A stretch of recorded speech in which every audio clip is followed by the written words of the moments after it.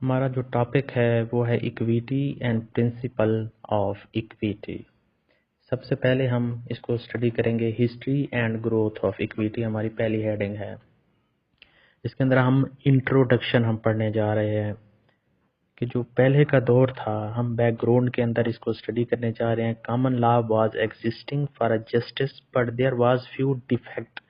Common law पहले चल रहा था पहले के ज़माने में, लेकिन उसके अंदर कुछ डिफेक्ट थे जिसकी वजह से इक्विटी का सिस्टम लाया गया। हम इसका मीनिंग पढ़ते हैं अभी। इक्विटी एक्चुअली जो ड्राइव्ड हुआ है वो एक रोमन वर्ड है जिसका मतलब है एक्वेटस, जिसका मतलब है कि सबको फेयरनेस मिले, सबको जस्टिस मिले। ठीक है, हर कोई अनजस्ट से बच जाए। इसके बाद हम डेफिनेशन पढ़ने जा रहे हैं। A system of law design to furnish remedies for wrong which are legally recognized under the common law of England or for which an inadequate remedy was provided by common law। ठीक है, हम इसकी अब history पढ़ने जा रहे हैं। थोड़ी सी हम हिस्ट्री को टच करते हैं। हिस्ट्री पहले 13th और 19th सेंचुरी के अंदर कॉमन लॉ चल रहा था, जो कि एक इंग्लैंड के अंदर था। इंग्लैंड कोर्ट्स में इंग्लैंड का ये सारा सिस्टम था। ये इट वाज ओरिजिनेटेड इन क्यूरिया रेगस, यानी कि किंग कोर्ट लंदन के अंदर था इसका सिस्टम, जो कॉमन लॉ का चल रहा था। ये पहले के ज़माने में बनाया गया, जो जुडिशियल सिस्टम और प्रेसिडेंट के ऊपर डिपेंड करता था। ठीक है स्टूडेंट्स, उसके बाद इसके ऊपर कुछ डिफेक्ट है। उसके बाद हम डिफेक्ट पढ़ने जा रहे हैं कि कॉमन लॉ के डिफेक्ट क्या थे। उसके डिफेक्ट ये थे। सबसे पहला था अब्सेंस ऑफ रेमेडीज। समटाइम जो एग्रीव पार्टी होती थी was not given remedy as a common law. Common law के अंदर उसको रेमेडी नहीं दी जाती थी। काफ़ी केसेस में पार्टीज को कोई रेमेडीज नहीं मिलती थी, इसलिए इक्विटी का रूल्स बनाया गया। हम सेकंड हेडिंग पढ़ने जा रहे हैं, inadequate remedies. The only remedy in a common law is that time was damage of monetary compensation, यानी कि कभी कभी तो जो कंपनसेशन देते थे एग्रीव पार्टी को वो भी नहीं मिलती थी। ये एक डिफेक्ट था कॉमन लॉ का। उसके बाद हम तीसरी हेडिंग पढ़ने जा रहे हैं, रिजिड प्रोसेस, यानी कि फॉर्मेलिटीज होती थी इसके अंदर। जब कोर्ट के पेपर को पेश करना, ये बहुत सारा सिस्टम होता था, लाइनों में लगना, ये केस बहुत लंबे चलना, ये फॉर्मेलिटीज पूरी की जाती थी, जो कि बहुत एक डिफेक्ट था कॉमन लॉ के अंदर। उसके बाद हमारे पास नेक्स्ट हेडिंग है, ओरिजिन ऑफ इक्विटी। हम इक्विटी की ओरिजिन पढ़ेंगे, ये कैसे ओरिजिन हुई। जब लोगों को रिलीफ मिलना मुश्किल हो गया तो लोग दरख्वास्त लेकर किंग के पास आए कि जनाबे वाला, हमें बहुत मुश्किलात का सामना करना पड़ रहा है, हमें एक अच्छा सिस्टम बना कर दें। जिसको किंग ने एक अच्छा सिस्टम बनाया, जिसको इक्विटी का नाम दिया गया। और किंग ये सारे काम खुद नहीं कर सकता था, जिसकी वजह से उसने पावर डेलीगेट की किसको, चांसलर को। हम अब चांसलर की हेडिंग देकर आगे पढ़ने जा रहे हैं। किंग ने अपनी पावर चांसलर को दी और चांसलर खुद जो है ना डीलिंग करता था पटिशंस को, लोगों की।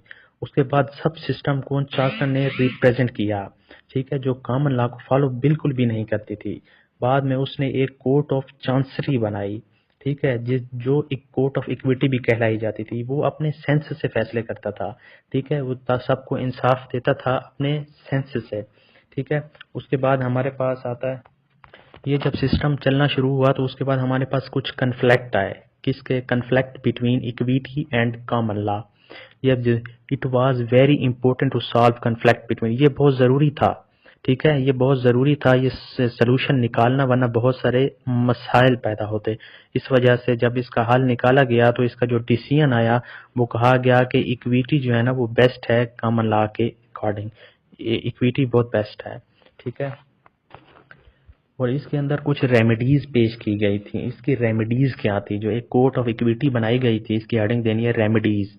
अब रेमेडीज के अंदर सबसे पहले हमारे पास आता है स्पेसिफिक परफॉर्मेंस। ये एक रेमेडीज थी, जिसका मतलब था कि कोर्ट ऑफ इक्विटी ने रेमेडी दिया है कि अगर पार्टी ए ने कॉन्ट्रैक्ट ब्रीच किया तो पार्टी जो बी के साथ से जो शराइत थी अगर वो पूरी नहीं कर सकी तो ब्रीचिंग की, तो कोर्ट उसको परफॉर्म करने का हुक्म देगी कि इसको जो इस कॉन्ट्रैक्ट को आगे चलाया जाए।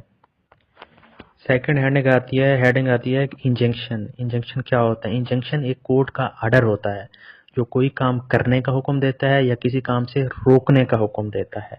अब इसकी एक मिसाल देता हूँ कि अगर कोर्ट कुछ काम पूरा करने को बोलती है लेकिन पूरा नहीं किया जाता तो ऑफेंस समझा जाएगा, जेल भी हो सकती है और फाइन भी हो सकता है। हमारे पास थर्ड हेडिंग आती है कि रेस्टोरेशन ऑफ पोसेशन, यानी कि अगर किसी एक बंदे से उसकी जमीन की, प्रॉपर्टी की कोई पोसेशन छीन ली गई है, ठीक है, तो कोर्ट उसको वापस दिलाएगी, ये कोर्ट ने कहा है, ये रिस्टोर करा सकती है, ये पर्सन को रेमेडी दी जा रही है। उसके बाद हमारे पास आती है रेक्टिफिकेशन, ये इसकी हेडिंग में आ रही है रेमेडी के अंदर।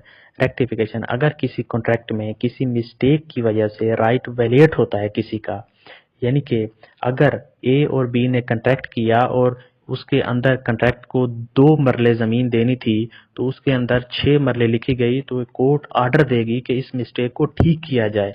कोर्ट उस कॉन्ट्रैक्ट को दोबारा नहीं करवाएगी बल्कि उसको सिर्फ ऑर्डर देगी, उसको रेक्टिफाई यानी कि ठीक करने का ऑर्डर देगी कि इसको ठीक किया जाए। हमारे पास रेमेडी के अंदर एक और आता है रिसेशन, जिसको हम कैंसिलिएशन कहते हैं। इसका मतलब है कि अगर इस कॉन्ट्रैक्ट से जब 2 पार्टीज कॉन्ट्रैक्ट करती हैं उसकी वजह से अगर वो फुलफिल नहीं कर पाती हैं अपने कॉन्ट्रैक्ट को और उनकी जो कंसेंट है वो कहती हैं कि हम इसके कॉन्ट्रैक्ट को ख़त्म कर दें, तो वो ख़त्म कर सकती हैं। ठीक है, ये हमारे पास आज का इक्विटी का टॉपिक था।